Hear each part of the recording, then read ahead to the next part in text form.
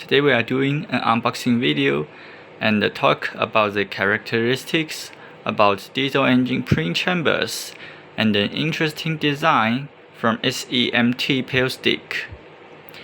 So first of all, let's open this package here.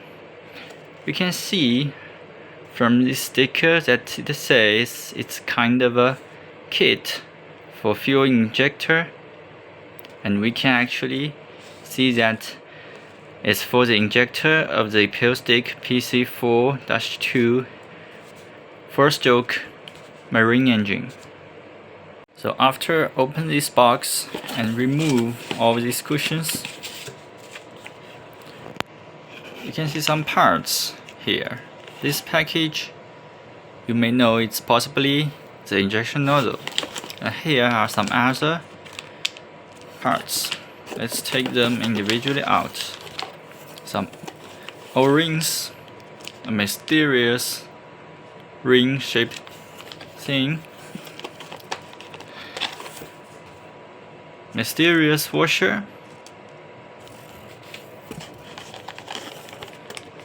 and a big spring.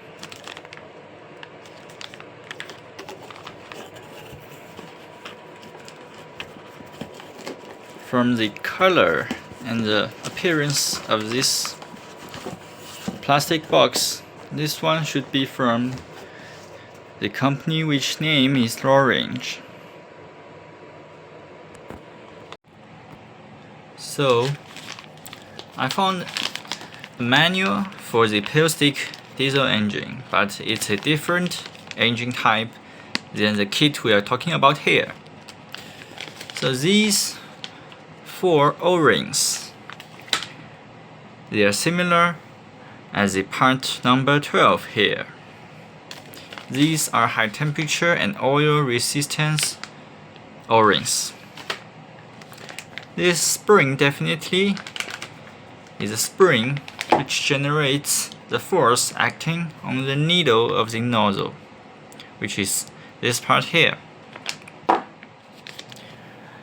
This very strange mild steel ring is actually the part number 6, which locates here. So this part here is for the gas tight between the cylinder head, injector hole, and the nozzle body.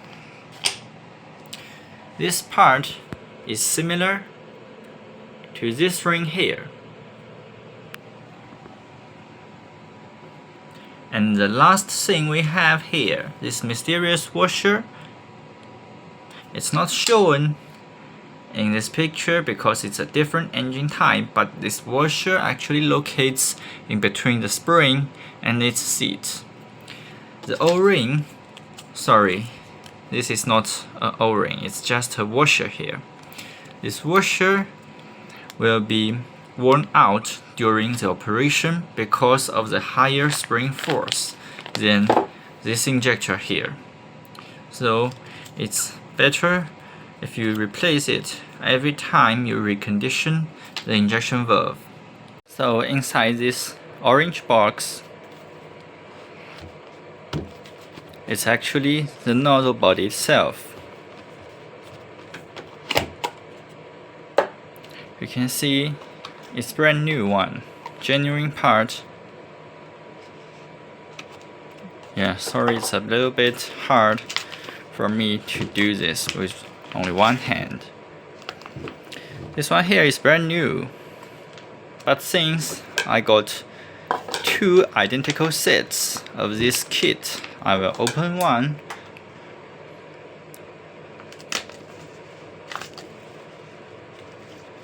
I believe it's still greased, anti-corrosion greased, and let's see if we can just take it out like this.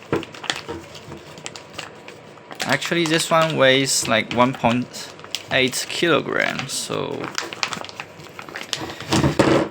ooh, yeah, it's so heavy. Yeah, it sniffs like it has that anti-corrosion oil around it. and you can see it's water cooled. This and this, they are the circulating for the coolant. These and this, they are for fixing the position relative to the injector body. This big hole here, very special, because normally the nozzle, they won't have such a big oil inlet hole. It's very hard for the camera to focus actually, but so hard. But anyway, let's see. It's a low range company. This is not the drawing part number on the graph, but we can see that it consists of 10 injection holes with 1 mm diameter each injection hole, but didn't specify the angle in between. And we can actually see this is a 2-piece nozzle. So actually, the material of this injection nozzle part is different from its main body. Interestingly, similar as my the RLB76 nozzle, which is shown in my previous videos. I think so, maybe. Okay, so let's put these things apart and let's talk about the pre-chamber thing here. So that the Pale Stick, the French company Pale Stick, they develop the PC type and the PA type 4-stroke engines. Most of these engines are used on military vessels. In last century, definitely, but some countries, they still use the PC or PA type diesel engines in their current Navy ships. Anyway, so the PA series is basically the high-speed engine. Definitely in the marine engine field, because its operation speed, the design power, can be obtained at 1050 revolutions per minute, and the output per cylinder at this revolution speed is 350 brake horsepower. The brake mean effective pressure is roughly 17 bars, and the compression ratio, you can see here, is 12.5. So there are several different versions of the PA6 engine, which has a 280 mm bore and a 290 mm stroke. So the first version is actually consists with this kind of a pre-chamber configuration. This is a very characteristic Pale Stick nozzle shape. You can see it like this here, but definitely it's a smaller nozzle here. So this empty space here is actually the pre-chamber. I will show a video, sorry, not a video, a picture about the pre-chamber which I found online. Actually happens in this pre-chamber. It's an indirect injection. So during the compression stroke, part of the compressed air will be squeezed inside into this pre-chamber through these 6 holes. Also, they are called injection holes, but anyway, so through these 6 injection holes into the pre-chamber, and the high temperature gas inside mixed with the injected fuel will initiate the ignition, but that is an incomplete combustion? Definitely, because a larger amount of the air still is retained outside this pre-chamber. So this is actually the shape of the piston head here, and this shadow shape is the cylinder head. So after the ignition inside, and after the temperature rise because of the heated gas inside, the unburnt mixture contains with the fuel and some unburnt carbonized hydrogen thing like CH, anyway, so some gas and carbon monoxide, many different things together with the hot gas will be shoot out from these 6 injection holes and cause a turbulence in the main combustion chamber, which is in between the cylinder head and the piston head, as in a normal diesel engine. So the function of this pre-chamber is to obtain a turbulence, which is critical in the diesel engine operation.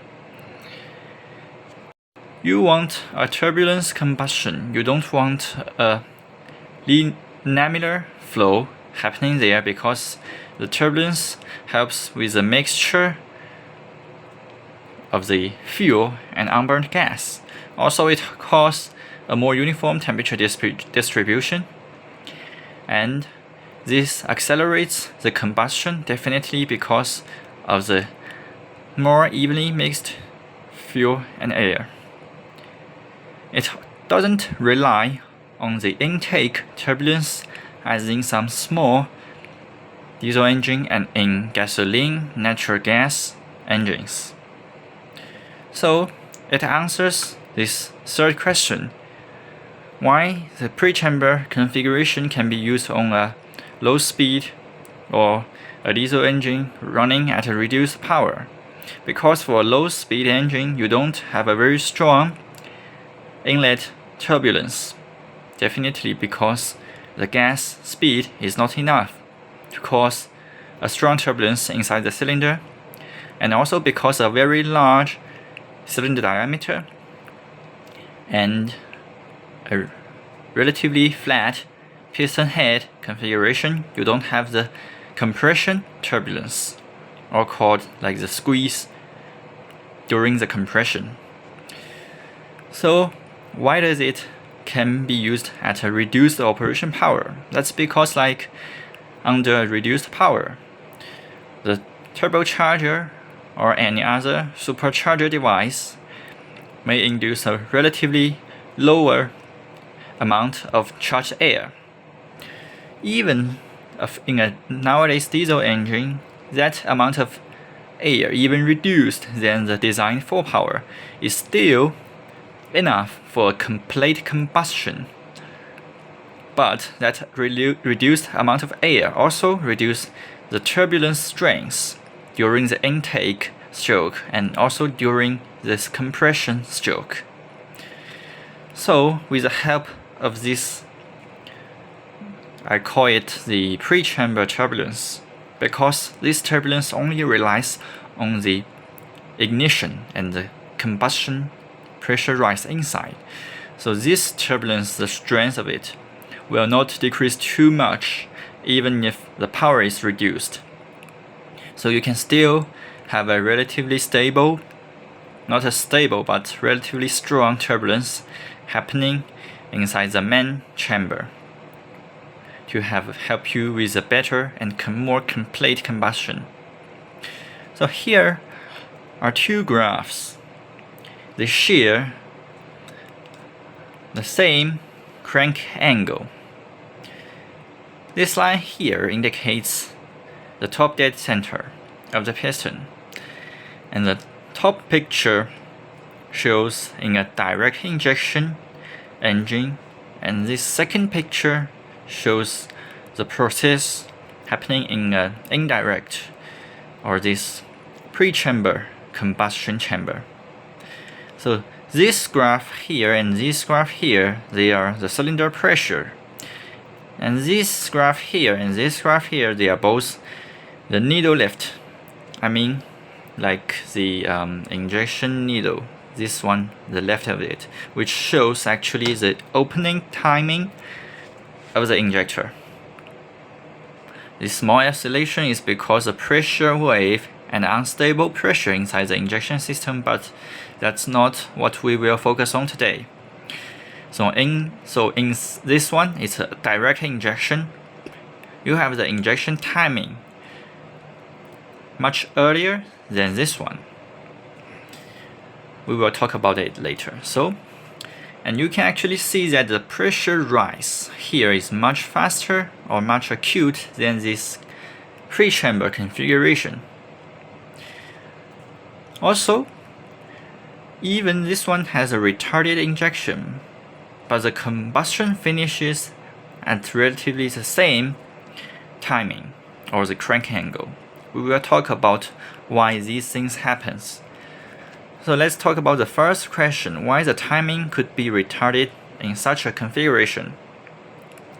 That is because even if the injection timing is retarded by the combustion process, the speed of the combustion happening is much faster than this direct injection. So you can actually do the injection or the combustion a bit later than this one does, to reduce the amount of negative work the piston needs to do to the crankshaft.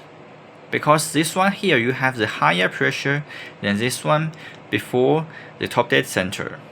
So actually, any gas force here acting on the piston is actually the negative work happening inside the engine. So this one actually reduces the negative power you need to down. So what is the benefits about this pre-chamber we have already talked about? So what are the drawbacks of this configuration?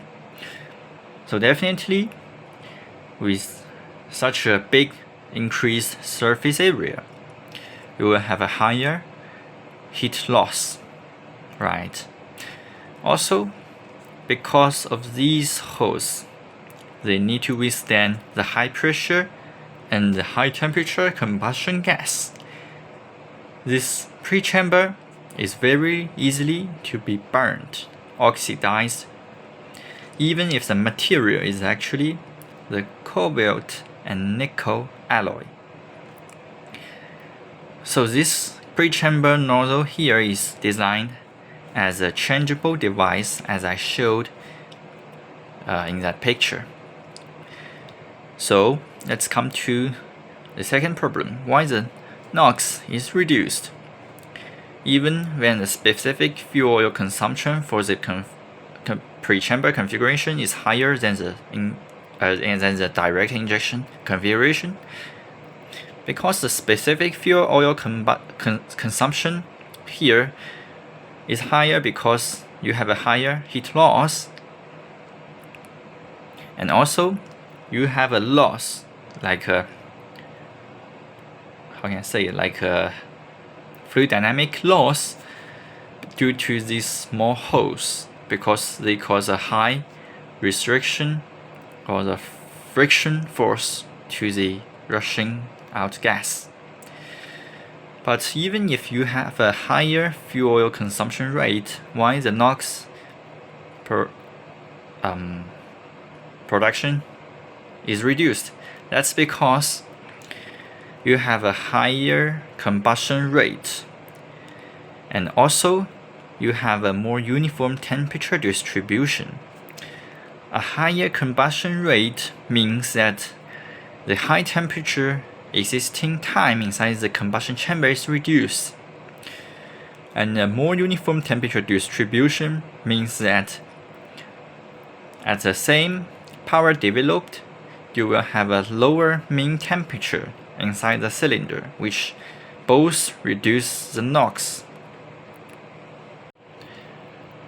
We have talked about the drawback of the pre-chamber, mainly because of these small holes.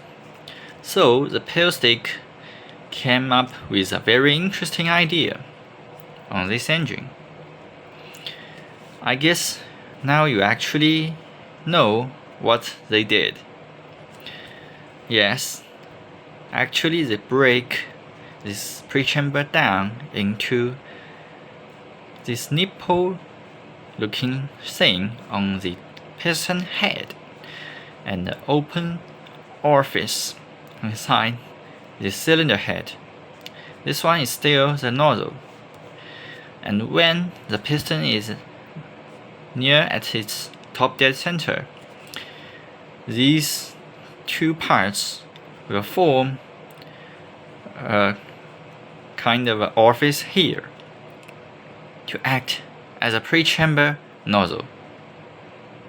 And during the piston downward stroke, there are no more restriction for the medium inside expanding, rushing outside to the main chamber. And during the compression, there's also no too much resistance for the compressed air to go through this hole here into the pre-chamber. So this is what they did on this engine, but I would say it's pretty interesting, but I never seen one in my life in person, or even see any other diesel engine companies that use this configuration. But anyway, this is what the Pillstick company they did. So let's go back to the PC4 engine we are talking about today as well. So the PC4-2 Pillstick 4-stroke engine is a pretty big 4-stroke engine. The bore is 570 mm with a stroke of 720 mm. Revolution speed is 400 revolutions per minute, and the power developed at this speed is 1500 brake horsepower per cylinder. Remember that this engine comes within a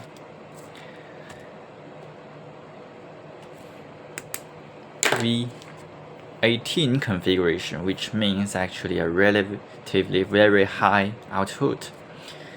Brake mean effective pressure is 21.3 bars, and the mean effective pressure is 22.8 bars.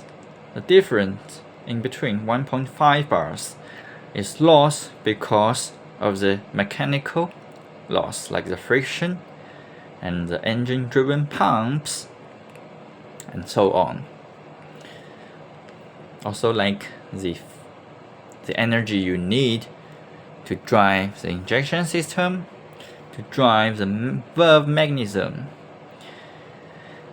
Also, the maximum or the ignition pressure 120 bars, compression pressure, which means like the compression pressure inside the cylinder before the ignition, is 30 bars. And interestingly, I somehow calculated this cooling power, like for the coolant needed to carry away. The cooling water need to carry away roughly like 1.3 kilowatts for each individual injection nozzle. But this is not the only heat conducting loss due to the nozzle, because there are also heat conduction from the nozzle to the cylinder head, to the nozzle holder, and also to the fuel directed inside the nozzle. But remember that fuel, they will act as a coolant as well. So some interesting numbers here. Mass of the connecting rod per cylinder is 730 kilograms. While the connecting rod connects with the piston, also the piston pin, the total mass is 1.3 tons roughly, and this one cylinder weighs roughly 1 ton. And I will attach a video about two 18V PC4-2 engines at the end of this video. I was visiting a land-based power plant, and those two engines, they serve as a prime mover inside that power plant, but unfortunately I did not get a chance while they are running. But I will add a link down below this video, which is shot by another YouTuber. He shows the best or the very awesome running footage of 18V PC4-2 engines. Also, the video I will also attach inside this video is some operation about the PC2-5, which is a very popular engine inside like seagoing vessels, offshore vessels. So those videos, some of them are shot by me 5 years ago, and some of them are shot 1 year ago. And thanks for watching, and I hope you have learned something in this video.